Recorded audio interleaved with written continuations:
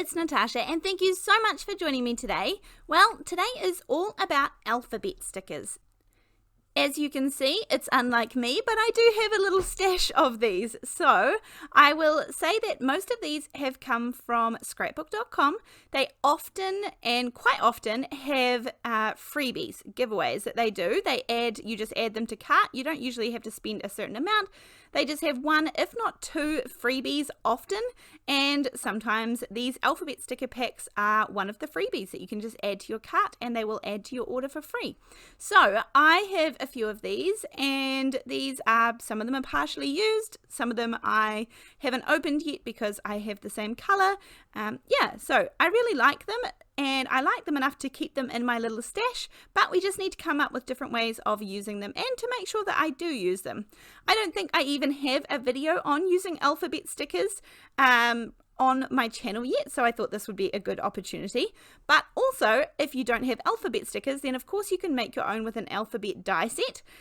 Sticker sets are probably much cheaper than buying an alphabet die set. However, an alphabet die set is a very good investment and does give you a lot of versatile options. So whatever you have, you can join in with this one. I am starting off with a sweet and simple one to begin with, and then we are going to get a little bit creative in the next one. So this is the Altenew linen folder. I really like this embossing folder just for giving some background texture. When I want a little bit of background noise, but I don't want there to be kind of a real pattern, like I don't want a floral pattern or I don't want a diamonds pattern. I just want a little bit of texture and background noise. Then this is the perfect one for me. I also cut out this little card front here using the stitched borders for those ones. So this is a new-ish die set that I have. As usual, I will have everything linked down below in case you're interested in either purchasing or checking it out. You can just have a closer look to see if you have something similar as well.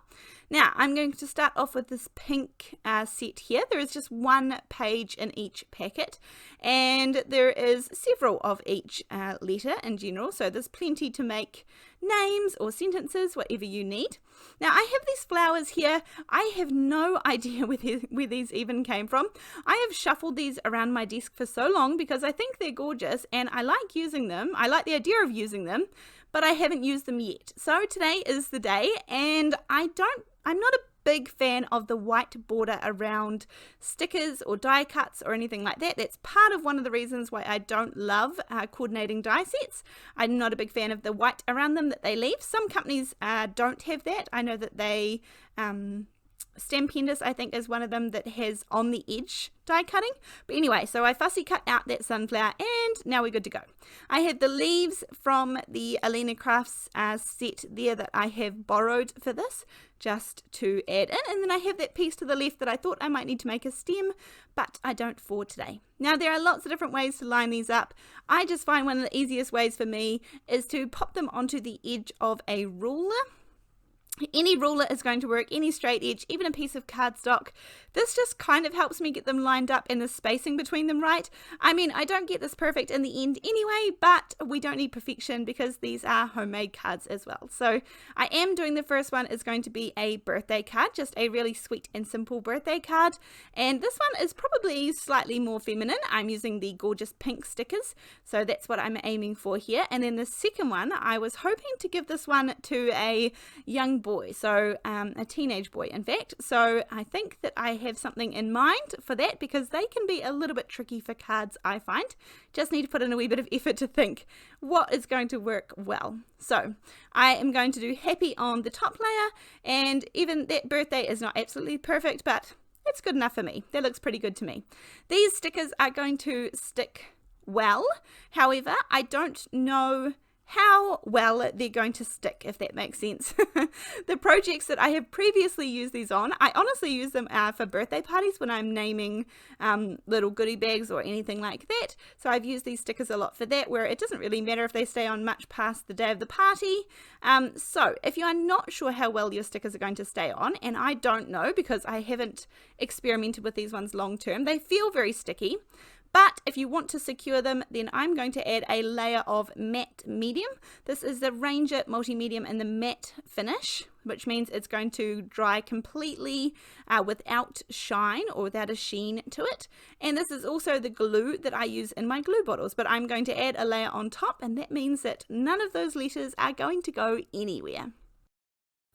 Of course you can let this dry naturally, but I'm speeding through, so I use my heat gun just to dry that little layer of glue. It's a nice thin layer that I brushed on, so it's going to dry really quickly. Then, because I have white on white, I'm going to add some foam tape to the back of my panel here. And then just keeping it super simple, I'm just going to tuck in a couple of leaves, find out how they look, how they kind of work well behind my little sunflower. So try out a couple of things. Put plenty of glue on the back of my leaves. The sunflower is actually a sticker, and it is insanely sticky. So I am going to trust that that will do the job for this one, because boy is that sticky. So this is going to work perfectly well. I will just adjust the couple of leaves so that they fit and tuck in nicely there. But this card is sweet and simple and done. Moving on to the next card, I think this is going to be a little bit of a trust the process, and you have to trust me that this one will turn out okay. I know that you are used to doing that with me, and sometimes many of you question where I'm going with things, but I think they end up not too bad most of the time. So I am starting off with these kind of holographic silver stickers, and I'm going to put happy birthday just somewhere on a scrap piece of paper. This is going to be cut down later on. But now, a couple of cool things with this one. This is like a little word find in the middle of lots of letters.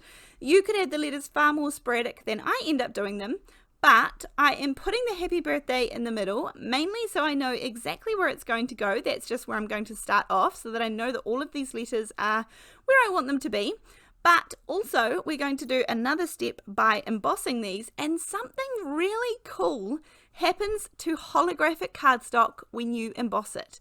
It just goes 10 times more holographic, or 10 times more amazing. I don't know what it is, but it looks amazing. If you have some holographic cardstock, holographic stickers, anything like that, I would suggest running them through with an embossing machine, and they just look fabulous. So I have just put a whole lot of random letters around the happy birthday, all in the same font, all in the same color, and I am just loading these up, and then I'm going to cut this panel down, cut off any of the extras, and then I do end up with a couple of little gaps on the left hand side there. And so honestly, instead of using up more of the stickers, I just take some of the scraps from the piece that I've already taken off, and I just pop those down the side, and then that is just saves any more waste as well. We may as well use what we have in front of us. So you can see the happy birthday in the middle. It's kind of hidden. It's like almost a word search. Now, I want a little bit of dimension here. So you can either emboss now and then add this later, but I'm going to add one layer of the happy birthday now before I emboss, because I want this happy birthday to actually stick out from the rest of it. And the holographic cardstock is quite intense. It's quite shiny. It's quite, it's really fun. I actually really love it. But I'm going to put one layer of the black stickers on top for this one. And then I'm going to run it through with an embossing folder. Now, today I'm going to use a 3D embossing folder. It doesn't matter which embossing folder you end up using. I'm using the one called Diamond Droplets from Creative Expressions. I just chose this one because it's such a generic pattern. It's essentially just diamonds. And so, as I said, any basically embossing folder ends up giving holographic cardstock a really cool look. So I'm just going with this one today, running it through, put this down in the center. This will also ensure that all of those stickers are very much stuck onto that paper. I can't imagine that they're going to come off after this.